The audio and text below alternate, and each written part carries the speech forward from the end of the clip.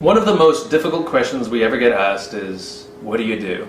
And we usually tell people what we do.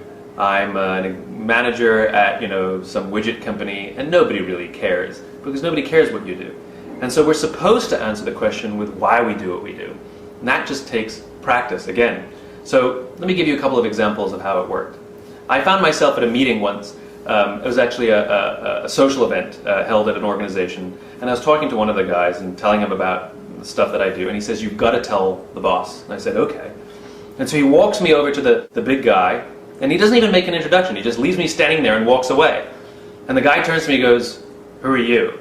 Now, if I wasn't starting with why, I'd say, "Hi, my name is Simon, and I have a consultancy, and I speak and I teach, and I'm an author, and I go through all the things that I've done and all the people I've worked with, and maybe some of my clients, all in an attempt to tell him who I am and why he should listen to me."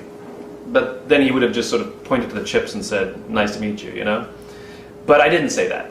I looked in the eye and I said, "I wake up every single day to inspire people to do what inspires them. And I know that your company is trying to increase the amount of customers it's getting in one particular sector, and the question is, are you inspiring people to do it? Because the only way people will give you loyalty is if you inspire them to do so.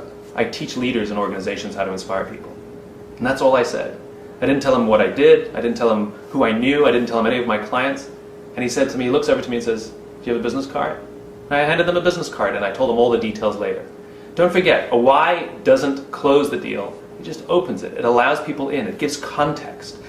All of these things need to work together. Why you do what you do, how you do things, and what you do. I don't for 1 second believe the why is more important than any of the other pieces. It's just the place we have to start, and it's also the place we so often forget to even include.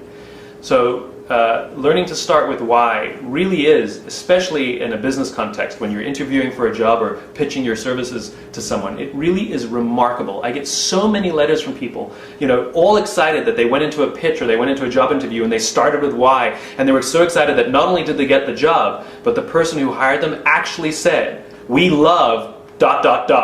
and they repeat their why back to them. They don't talk about their qualifications or any of these things. In other words, it really does drive human behavior. And the more you get good at it, the more you start to feel and see the results of starting with why.